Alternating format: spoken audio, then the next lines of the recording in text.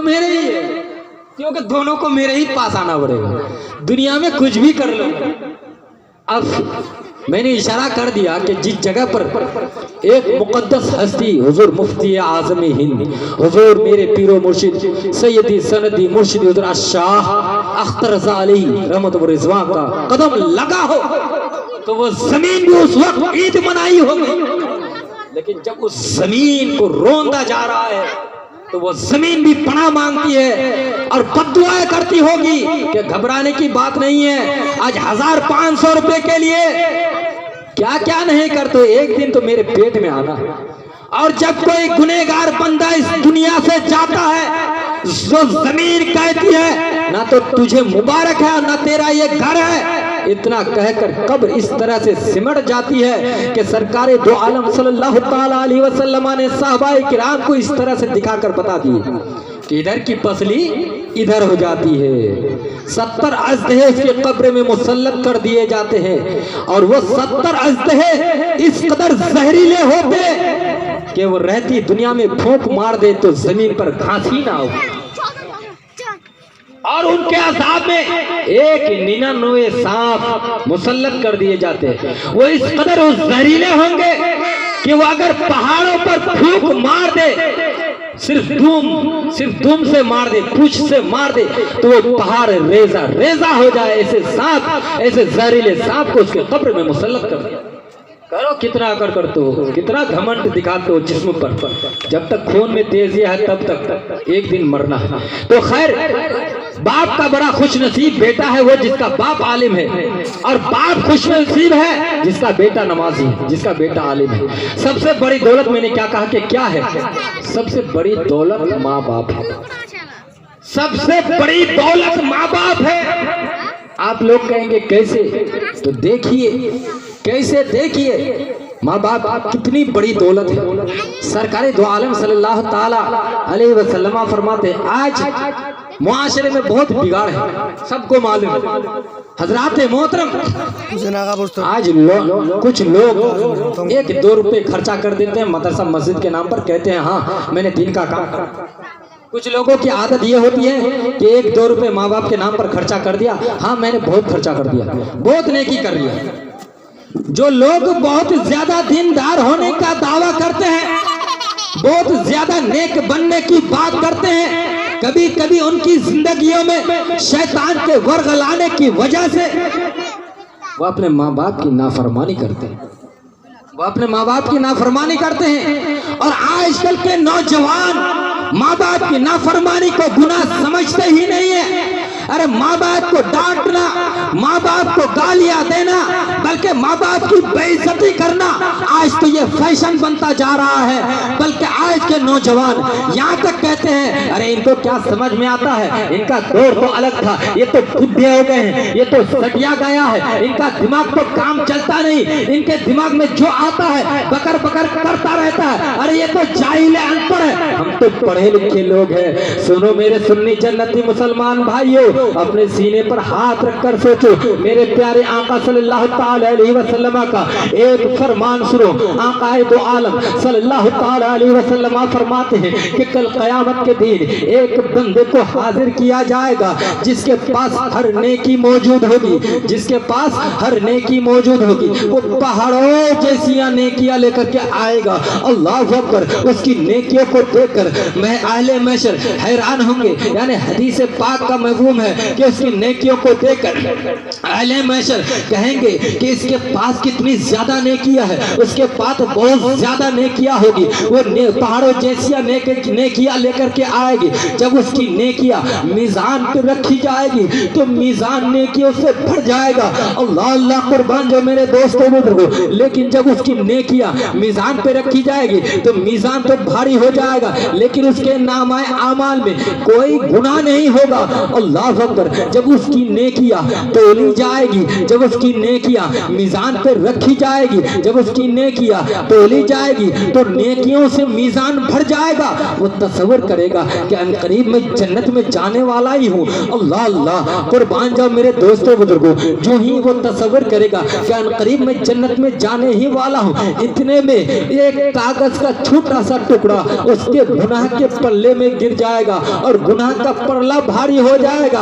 अल्लाह फरिश्तों को हुक्म देगा, ओ फरिश्तों, इसको मुंह के बल घिसेड़ते हुए जहन्नम में ले जाओ और जहन्नम में ले जा करके फेंक दो।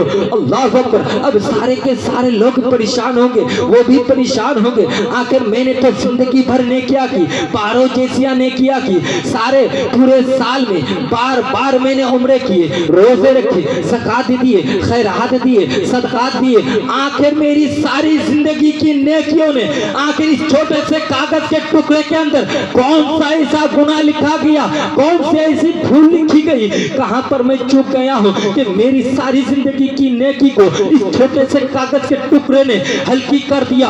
उस वक्त वो बंदा अर्ज करेगा, अल्लाह अकबर। जब फरिश्ते उसको मुंह के बल घिसेड़ते हुए जहन्नम में ले जाएगा, अर्ज करेगा, ऐ परवरदिगार, मैंने तो सारी जिंदगी भर नेकिया की, पहाड़ों जैसी नेकिया की, लेकिन सारी जिंदगियां नेकिया करने के बावजूद आज नेकियों ने मेरा सहारा न दिया। सारी जिंदगियां नेकिया करने के बावजूद नेकियों ने मेरा सहारा न दिया। सारी जिंदगियां नेकिया करने के बावजूद मैं कामयाब ना हो सका। ए परवरदिगार, आखिर मैं जन्नत में तो जा ही रहा हूँ, आखिर इस छोटे से कागज के टुकड़े के अंदर क्या लिखा हुआ है? कौन सा ऐसा गुनाह लिखा गया कि जिस एक गुनाह की वजह से मेरी सारी जिंदगी की नेकी हल्की हो गई? तो कुदरत की तरफ से जवाब आएगा, ओ बंदे सुन ले, सुन ले। उस छोटे से कागज के टुकड़े के अंदर सिर्फ इतना सा लिखा हुआ है कि एक मर्तबा तूने अपने माँ या अपने बाप से सिर्फ चिल्ला के बात की थी। एक मर्तबा चिल्ला के बात करने वाला गुनाह इस कागज के टुकड़े के अंदर लिखा हुआ है, जिसकी वजह से तेरी सारी जिंदगी की नेकियां बर्बाद हो गई। तेरी सारी जिंदगी की नेकियां बर्बाद हो गई। अब मेरे दोस्तों बुजुर्गों, पता चला, मालूम हुआ कि माँ बाप कितनी बड़ी दौलत। लोग क्या कहेंगे? यही कहेंगे, अरे बाहर से मौलाना आया नहीं, कौन जाएगा जब से। सोच गलत है। लोगों के दिलों के अंदर जो वहम है वो गलत है। बाहर से आए चाहे कहीं से आए, कोई घर से अपने बाप के घर से लाके बयान नहीं करते, कोई अपने बाप के घर से लाके बयान नहीं करते। मैंने पहले ही कह दिया कि भाई बयान करने का अंदाज अलग होता है, तरीका अलग होता है, लेकिन सब कोई कुरान और हदीस की बात ही करते हैं। अब आओ, आज कुछ लोगों की आदत होती है जो बेटियों से जलते हैं, बेटी के होने पर नाराजगी का इजहार करते हैं। अल्लाह अकबर। मेरे दोस्तों बुजुर्गों, सरकारी दो आलम सल्लल्लाहु ताला अलैहि वसल्लम ने अपनी प्यारी बेटी हज़रत फातिमा तो ज़हरा का जिगर का टुकड़ा कहा और हम उसी नबी के उम्मती। अब अगर बेटियों पर जुल्म करोगे, बेटियों को नाराजगी में देखोगे, नाराजगी में रखोगे, बुरे नियत से देखोगे, बुरे बर्ताव करोगे, तो उसी नबी के कलमा पर तो जिस नबी ने अपनी बेटी को जिगर का टुकड़ा कहा, तो कब्र में जाकर फिर उस नबी को कौन सा मुंह दिखाओगे? कौन सा मुंह दिखाओगे?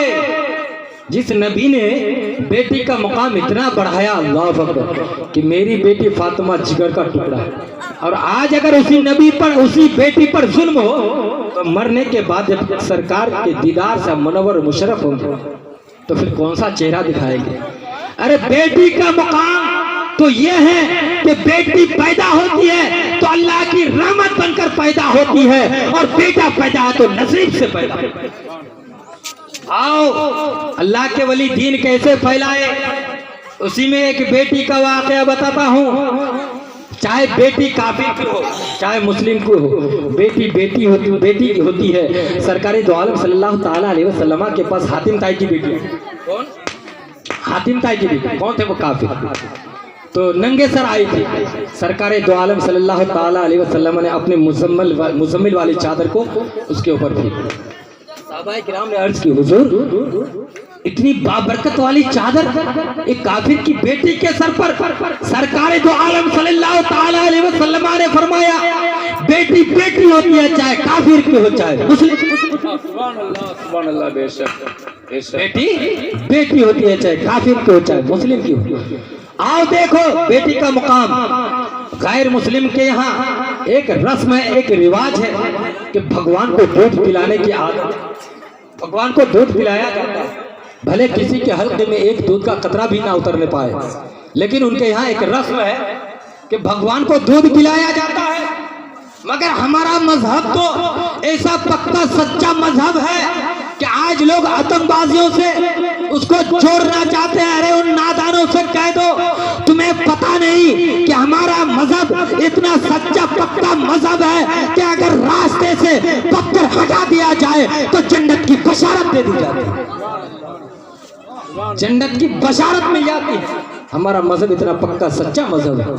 आओ देखो, एक पंडित हर दिन लुटिया उठाते थे और मंदिर जाते थे और भगवान को दूध पिलाकर आते थे। घर में क्या कहते थे कि बेटी मैंने भगवान को दूध पिलाकर क्या है। रोजमर्रा उसका यही मामूल था, यही तरीका। हर रोज दूध की लुटिया उठाए, मंदिर गए, भगवान को दूध पिला के आए। तो एक दिन उसकी बेटी ने कहा, अब्बू जान आज मैं दूध पिलाने के लिए जाना चाहती हूँ। बाप ने कहा नहीं बेटी तुम मत जाओ। बेटी ने फिर अर्ज की, नहीं अब्बू जान आज मैं जाना चाहती हूँ। बेटी की ख्वाहिश के सामने चाहे मुसलमान हो चाहे काफिर हो, बाप को मजबूर होना ही पड़ता है। बेटी एक ऐसी चीज, अल्लाह अकबर, बेटी को सबसे मोहब्बत होती है। तो बाप मजबूर हो गए, बेटी की ख्वाहिश के सामने बाप मजबूर हो गए। बाप ने कहा अच्छा बेटी ठीक है जाओ। बेटी लुटिया उठाई, दूध की लुटिया उठाई और चल दिए मंदिर। मंदिर में जाकर भगवान के सामने बैठ गई और बड़े अदब से अर्ज करने लगी। अब बच्ची तो बच्ची होती है, उसको तो पता नहीं कि दूध पिलाया जाता है कि बहाया जाता है। उसको तो भाई मालूम है कि दूध पिलाया जाता है कि बहाया जाता है। अल्लाह अकबर। तो पंडित की बेटी जाकर बैठ गई। कहा महाराज, बड़ी शराफत से कहने लगी कि महाराज दूध पी लीजिए। अब पत्थर की मूर्ति कहाँ दूध पीते, उसको तो मालूम नहीं कि दूध बहाया जाता है। पत्थर की मूर्ति कहाँ दूध पीते हैं। एक मर्तबा तो शराफत से कही, फिर दूसरी मर्तबा कही महाराज आप दूध क्यों नहीं पीते। तीसरी मर्तबा गुस्से में आई कि मेरे अब्बू तो हर दिन घर में जा जाकर मुझसे कहते थे कि मैं भगवान को दूध पिलाकर आया हूँ, शायद क्या महाराज आप मुझसे नाराज हो, आखिर दूध क्यों नहीं पीते। जब तीसरी मर्तबा भी दूध नहीं पी, भाई पत्थर की मूर्ति क्या दूध पी सकते। जब तीसरी मर्तबा भी दूध नहीं पिए भगवान ने, तो उस बच्ची ने दिल में यह हद कर ली कि जब तक मेरा भगवान दूध पिएगा नहीं तो मैं यहाँ से उठूंगी नहीं, यहाँ तक कि भगवान के चरणों पे अपनी जान दे। अब उस बच्ची ने भगवान के चरणों में सर को मारना शुरू किया, सर को मारना शुरू किया, सर फूट गया, खून बहने लगे, खून से लथपथ हो गए। इतने में सरकार अताए रसूल हुजूर ख्वाजा गरीब नवाज रज़ियल्लाहु ताला अन्हु का उसी रास्ते से गुजर गया। जो ही हुजूर ख्वाजा गरीब नवाज की नजर उस बच्चे पर पड़ी, उस बच्ची पर पड़ी, पिशानी पर हाथ दिए। बच्ची ने सर उठाया, देखा तो ये तो बाबा है। कहा बाबा छोड़ो मेरा हाथ। कहा नहीं बेटी आप अपने ऊपर इस तरह से क्यों जुल्म कर रही हो। कहा बाबा छोड़िए ना, आप तो मुसलमानों का धर्म गुरु है, हमारी बात छोड़िए, मेरा और मेरे भगवान का मामला है। कहा नहीं बेटी बताओ तो आखिर मामला क्या है, मुआजरा क्या है। अब उस बच्ची ने अर्ज की कि हुजूर क्या बताऊं, मेरे अब्बू जा जाकर कहते थे कि मैं भगवान को दूध पिला के आया हूं। आज मैं दूध पिलाने के लिए आई तो भगवान क्या मुझसे नाराज है कि दूध पीते ही नहीं। एक मर्तबा का, दूसरी मर्तबा का, तीसरी मर्तबा का, जब माना ही नहीं तो मैंने ये दिल में आहद कर लिया अगर भगवान दूध पीते नहीं तो मैं अपनी जान दे दूंगी, लेकिन भगवान को दूध पिला। मैंने भी दिल में याद कर लिया, तो इसलिए मैंने भगवान के चरणों पे अपने सर को मारा, जिसकी वजह से सर फुट गया। हुजूर ख्वाजा गरीब नवाज अर्ज करते हैं क्या इतनी सी ही बात है। चलो ठीक है, घबराने की बात नहीं है। हुजूर ख्वाजा गरीब नवाज भगवान को अर्ज करते हैं दूध पी ले। भगवान ने दूध पिया नहीं। फिर अर्ज करते हैं मोइनुद्दीन कह रहा दूध पी ले, फिर भी दूध नहीं पिया। तीसरी मर्तबा अताए रसूल हुजूर ख्वाजा गरीब नवाज भगवान के कान को पकड़ते और घुमा कर कहते हैं दूध क्यों नहीं पीते। इतना कहना होता है, सामने गरीब नवाज होते हैं, जुबान गरीब नवाज की होती है, फैसान मदीने वाले आका का हो जाता है। भगवान पत्थर की मूर्ति के हाथ हिलने लगता है, पत्थर की मूर्ति दूध पीना शुरू कर दे। सुभान अल्लाह सुभान अल्लाह सुभान अल्लाह। बेशक नारे तकबीर, नारे तकबीर, नारे रिसालत, मसलक आला हजरत, उर्से साजाद हुजूर बद्र मिल्लत, उर्से हुजूर साजाद हुजूर बद्र मिल्लत। नारे तकबीर, नारे रिसालत। इतना कहना आता है कि पत्थर की मूर्ति ने दूध पीना शुरू कर दिया। अब वो बच्ची घर गई, खून से तो लथपथ है, तो अगर मंदिर से अकेला एक बेटी घर जाएगी तो लोग तरह तरह के बोले। गाँव वालों ने कहा देखो पंडित की बेटी मुंह काली करके आई है। इल्जाम, पंडित की बेटी मुंह काली करके आई है, इज्जत नीलाम करके आई है। खून से देखो ना लथपथ है, बिल्कुल हल्ला मच गया पूरे गांव में। जब बाप बेटी के सामने आए, आंखों में आंसू, बेटी सच सच बता दे, इज्जत का सवाल है। बेटी अर्ज करती है अब्बू जान मैंने भगवान को दूध पिला के आया। बाप अर्ज करते हैं बेटी मैं तो बूढ़ा हो चुका हूं, आज तक भगवान दूध पिया ही नहीं, तुम कैसे दूध पिला। उधर तो गांव वाले बिल्कुल शोर मचा रहा है कि नहीं ये मुंह काली करके आई है, ये पंडित जी की बेटी है इसलिए इज्जत बचाने के लिए झूठ बोल रही। आखिरकार जब लोगों के ताने बर्दाश्त ना कर सके तो वो पंडित अपने सर पर जो उसके टोपी थे, टोपी को बेटी के कदमों पर रख देते हैं और अर्ज करते बेटी भगवान की कसम झूठ मत बोलो, सच बता दो, इज्जत का सवाल है। बेटी उस वक्त भी अर्ज करती है हाँ हाँ अब्बू जान मैंने भगवान को दूध पिला करके आई है, मैंने भगवान को दूध पिला करके आई है। लोग मानते कहा है। आखिरकार गांव वालों ने कहा जब ऐसी बात है भगवान को दूध पिला के अगर ये आई तो कल भी दूध पिला लेगी। वक्त मुकर्रर हुआ, दिन तय हुआ, सारे के सारे लोग उस बच्ची के साथ साथ उस मंदिर तक पहुंचे। सारे लोग अल्लाह अकबर उस मंदिर के सामने जाकर खड़े हो गए।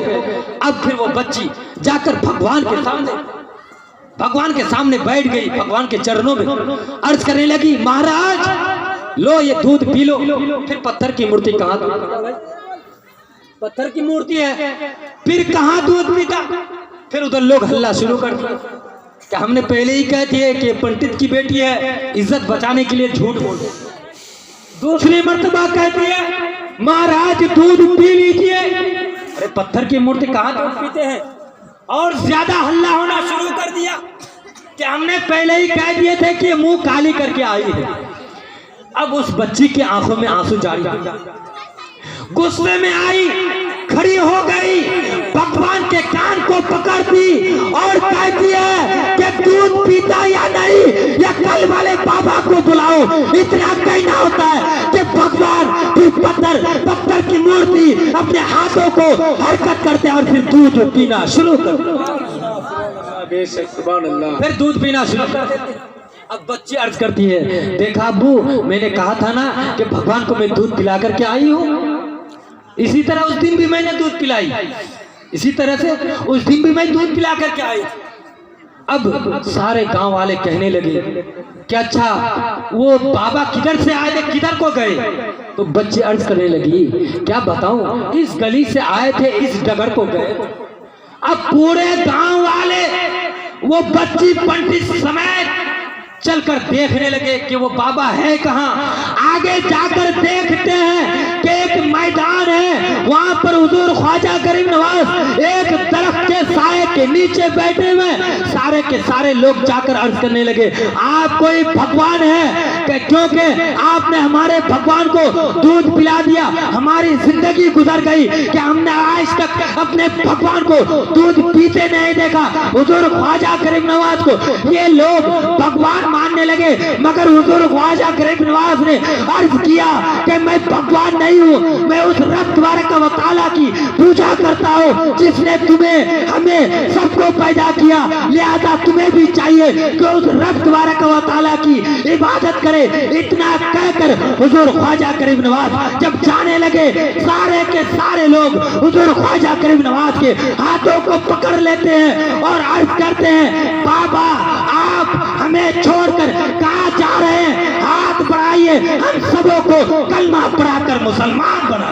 सुभान अल्लाह सुभान अल्लाह सुभान अल्लाह। बेशक हम सबों को कलमा पढ़ाकर मुसलमान बना दीजिए। ये है अल्लाह के वली, ऐसे ही दीन नहीं फैले मेरे दोस्तों बुजुर्गों। बहरहाल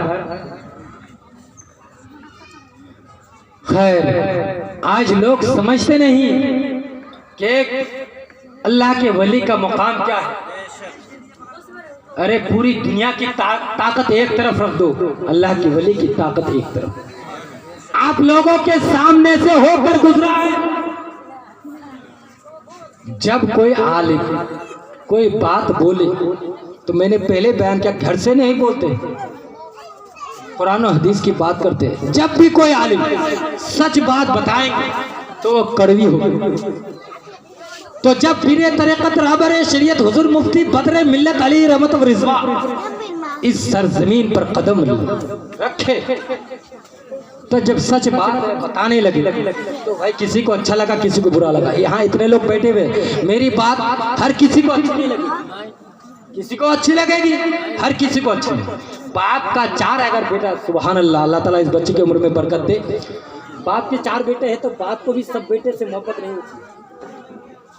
खैर, आए या ना आए, हमारा काम, उलमा पर भी एक फर्ज बनता है।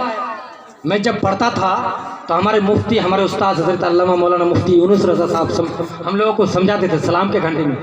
कहते थे कि बच्चों, और मदरसे में भी एक बच्चों के दरमियान एक चीज़ होती है, अगर मुझे याद है तो मैं दूसरों को जल्दी बताऊंगा नहीं, ताकि मैं जल्दी से सबक सुनाऊं, मेरा नाम हो। तो बच्चे के आपस में ये सब बातें उस्ताद को मालूम होती है। तो उस्ताद ने एक दिन समझा रहे थे, मेरे उस्ताद कह रहे थे, देखो अगर तुमको कुछ कोई बात मालूम है ना और दूसरा तक नहीं पहुंचा है तो कल क़यामत के दिन तुम्हें भी आग का लगाम पहना के, तुम्हें भी आग का लगाम पहना के। तो भाई हमें मालूम है, हम आपको समझा रहे हैं, आप समझना ना समझना, अमल करना ना करना, या आप पर है। खैर, जब भी कोई अच्छी बात हो तो सबको वो बात अच्छी नहीं लगती। अगर उलमा कहेंगे नमाज पढ़ो, अगर 50 आदमी है तो 30 को अच्छे लगेंगे तो 20 को नहीं लगेंगे। उलमा कहेंगे रोजा रखो तो 30 को अच्छे लगेंगे तो 20 को नहीं लगेंगे। उलमा कहेंगे ज़कात दो, हज करो, सदकात दो, खैरात दो, झूठ मत बोलो, चुगली मत करो, ग़ीबत मत करो, तो 30 को अच्छे लगेंगे कि 20 को नहीं लगेंगे। 20 क्या कहेंगे, इन लोगों का तो यही खामी है। फिर उनमें से कुछ क्या कहेंगे, ये उलमा तो ऐसा है, ये उलमा तो ऐसा है, ये उलमा तो, ये कहकर दरकिनार कर देंगे। क्या कुछ लोगों की ऐसी आदत होती है। बहरहाल, तो हुजूर पीरे तरीक़त रहबर शरीयत हुजूर मुफ्ती बदर मिल्लत जब इस सरजमीन पर कदम रखे, तो मेरे दोस्तों बुजुर्गों, जब हम लोग अंधेरे में डूबे हुए थे, उस अंधेरे से निकालने के लिए हुजूर मुफ्ती बदर मिल्लत जब इस सरजमीन पर कदम रखे, अल्लाह अकबर। मेरे दोस्तों बुजुर्गों, हुजूर मुफ्ती बदर मिल्लत ऐसे ही नहीं आए, हुजूर आला हजरत की नजर यहाँ पड़ी, हुजूर मुफ्ती बदर मिल्लत आए। क्योंकि मैंने सुना है कि हुजूर पीरे तरीक़त रहबर शरीयत हुजूर मुफ्ती बदर मिल्लत अलैहि रहमत व रिज़वा के ससुर हुजूर रहीम बख्श ये कहाँ पड़े थे, मंजर इस्लाम में। और सुनने में आया है ये वो अबकरी शख्सियत है कि हुजूर आला हजरत के फतवों में इनका सिग्नेचर हमारा सिग्नेचर। अब बताओ कितने बड़े के पाए के बुजुर्ग, और हुजूर रहीम बख्श के ये दामाद है। तो हुजूर आला हजरत की नजर पड़ी होगी, तभी तो यहाँ हम लोगों को तो जहाँ जहाँ अंधेरा फैला वहीं अल्लाह का वली पैदा हुआ। तो इस अंधेरे से निकालने के लिए हुजूर पीरे तरीक़त रहबर शरीयत इस सरजमीन पर कदम रखे। जब लोगों को अंधेरे से निकालने के लिए कोशिश किए कि नमाज पढ़ो, झूठ मत बोलो, चुगली मत करो, गीबत मत करो। तो कुछ कमजोर ईमान वाले लोग भी थे जो हुजूर बद्र मिल्लत के पीछे पड़ गए। हुजूर बद्र मिल्लत के पीछे पड़ गए। कुछ कमजोर ईमान वाले लोग थे। बुरा ना माने, राजनीति से ना जोड़े, मैं सिर्फ एक अल्लाह के वली की ताकत बयान करना चाहता हूँ। मगर अल्लाह के वलियों ने बता दिया, अल्लाह के वली ने बता दिया, अभी नहीं मानते हो, अरे इस दुनिया से चले जाएंगे, उस वक्त जरूर मानो, उस वक्त जरूर मान जाओगे। क्योंकि अच्छी बात कड़वी हुआ करती है। जब हुजूर पीरे तरीकत राहबर शरीयत हुजूर मुफ्ती बद्र मिल्लत समझाने लगे, जान के दुश्मन बन गए। यहाँ तक नौबत आ गई कि लोगों ने पत्थर बरसाने शुरू किए, मगर हुजूर बद्र मिल्लत अल्लाह अकबर अपनी जुबान पर एक जरा सा भी शिकवा नहीं लाया। और शिकवा लाते कैसे? जो अल्लाह के वली हो जाते, जो अल्लाह के हो जाते, अल्लाह भी उसका हो जाता है, और जो अल्लाह का हो जाता है उसका बेड़ा पार हो जाता है। नारे तकबीर, नारे रिसालत, हुजूर बद्र मिल्लत, हुजूर शहजादाए बद्र मिल्लत, मसलके आला हजरत हुजूर मुफ्ती आज़म हिंद। अब जब दीन की बात आई, समझाने लगे। हमारी बात मैंने पहले कह दिया, किसी को अच्छी लगेगी, किसी को नहीं लगेगी। तो इसी तरह हुजूर जब समझाने लगे तो कोई लोग उल्टी सीधी फतवा देने लगे। सब आप लोगों को मालूम है। लेकिन अल्लाह के वली की ताकत के सामने सब मजबूर हो गए। जान लेने को नौबत आए, पत्थर बरसाने लगे, ईंटें फेंकने लगे, तीरों की बरसात होने लगी। हुजूर पीरे तरीकत राहबर शरीयत हुजूर मुफ्ती बदरुद्दीन अली रहमत व रिज़वा के चाहने वाले, मानने वालों ने अर्ज किया, हुजूर हमें भी इजाजत दीजिए, हमारे पास भी तलवार है, तीर है, पत्थर है। मगर हुजूर मुफ्ती बदरुद्दीन ने अर्ज किया, तीर फेंकना यजीद का काम है, तीर फेंकते नहीं, एक दायरा खींच देते। कमजोर ईमान वाले लोगों के तीर खत्म हो गए, पत्थर खत्म हो गए, सारे के सारे लोग वापस चले गए। मगर हुजूर मुफ्ती बद्र मिल्लत के जितने मानने वाले थे, तीर किसी के कान से होकर चले गए, मगर किसी को खराशी भी नहीं आई, किसी को खराशी भी नहीं आई। यही तो अल्लाह के वली की ताकत है। अल्लाह के वलियों की ताकत के सामने तुम्हारी किसी की नहीं चलेगी, किसी की नहीं चलेगी। पूरी दुनिया की ताकत एक तरफ रख दो, अल्लाह के वली की ताकत एक तरफ। पता चला, मालूम हुआ कि आज उस दिन ना सही, आज जाकर झुकना पड़ेगा। आज जाकर झुका, क्यों? कि वो अल्लाह के एक सच्चे वली थे, और जो अल्लाह के हो जाते अल्लाह उसका हो जाता। हुजूर मुफ्ती बद्र मिल्लत भूखे रहकर जिंदगी गुजार दी, प्यास में रहकर जिंदगी गुजार दी, आंखों की रोशनी घट गई, मगर कुरान की तिलावतों में जिंदगी गुजार दिए। अल्लाह अकबर, इस्लाम फैलाते जिंदगी गुजार दिए। किसी देवबंदियों को पर मारने की भी जुर्रत नहीं होती थी कि कोई देवबंदी आकर खड़े होते, इतने पाए के बुजुर्ग थे। अल्लाह अकबर, लोगों को ये पैगाम दिया कि ओ लोगों, जिसके दिल में खुदा का खौफ बस जाता है, वो किसी दुनिया के लीडर को, किसी दुनियादार को अपना आइडियल नहीं बनाते, बल्कि आमना के लाल को अपना आइडियल। हुजूर बद्र मिल्लत किसको आइडियल बनाए थे? आज तो लोगों की आदत है, कोई हीरो को आइडियल बनाएगा, कोई मुखिया को आइडियल बनाएगा, कोई मेंबर को आइडियल बनाएगा, कोई एमपी को आइडियल बनाएगा। मगर हुजूर बद्र मिल्लत ने बता दिया कि मैं किसी दुनियादार को आइडियल नहीं बनाया, मदीने के आका को अपना आइडियल बनाया। अरे हुजूर मुफ्ती बद्र मिल्लत दिन फैलाते रहे, जुल्म होता रहा, दिन फैलाते रहे, जुल्म होता रहा, लोग मिटते गए, मगर हुजूर मुफ्ती बद्र मिल्लत का चर्चा आज भी है और रहेगा, और ता क़यामत तक चर्चा होता रहेगा।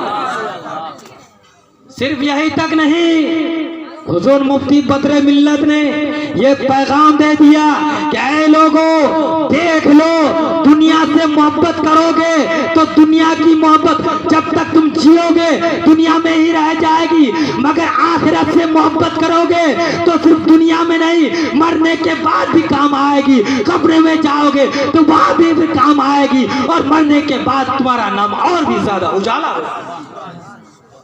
हुजूर मुफ्ती बद्र मिल्लत दीन फैलाए, जिसकी वजह से रजा नगर डीमटी इलाके में आज एक से बढ़ के एक खतीब, एक से बढ़ के एक मुफ्ती पाए जाते हैं। हुजूर मुफ्ती बद्र मिल्लत ने किसी से झगड़ा किया? लोग झगड़ा करने के लिए कुछ बिगाड़ पाया? नहीं बिगाड़ पाए। क्यों? कि वह अल्लाह के वली थे। इसीलिए मैं कहता हूं मेरे दोस्तों बुजुर्गों, हुजूर मुफ्ती बद्र मिल्लत ने इल्म दिया, उजाला किया, अंधेरे से हम लोगों को निकाला, लोगों को बता दिया कि ऐ लोगों, हक पर रहो, ईमान पर रहो, दुनिया की मोहब्बत को छोड़ दो। इसलिए कि अगर दुनिया की मोहब्बत में रहोगे तो दुनिया तुम्हें अय्याशी में लेकर के जाएगा, दुनिया की मोहब्बत में रहोगे तो झूठ बोलोगे, गीबत करोगे, जिना करोगे, ताशो फलाश खेलते रहोगे। अरे दुनिया की मोहब्बत ठुकार दो, दुनिया की मोहब्बत को छोड़ दो, आखिरत की मोहब्बत को दिल में बसा लो। फिर देखो, क्योंकि जब कोई बंदा आखिरत की मोहब्बत को दिल में बसा लेता है तो दुनिया की मोहब्बत उसके दिल से निकल जाती है, और जब दुनिया की मोहब्बत उसके दिल से निकल जाए, आखिरत की मोहब्बत दिल में बस जाए, तो ऐसा बंदा हुजूर पीरे तरीकत रहबरे शरीयत मुफ्ती बद्र मिल्लत जब कब्र में गए तो ये सुरूर पड़े होंगे, उधर सरकार का दीदार करते होंगे और इधर पढ़ते होंगे कि लाद में इश्के रुके, शह का दाग लगे चले, अंधेरी रात सुनती चिराग लेके चले, तेरे गुलामों का नक्शे कदम है राय खुदा, वो क्या पाक सके जो ये सुराग लेके। ये है पीरे तरीकत रहबर शरीयत हुजूर मुफ्ती बद्र मिल्लत।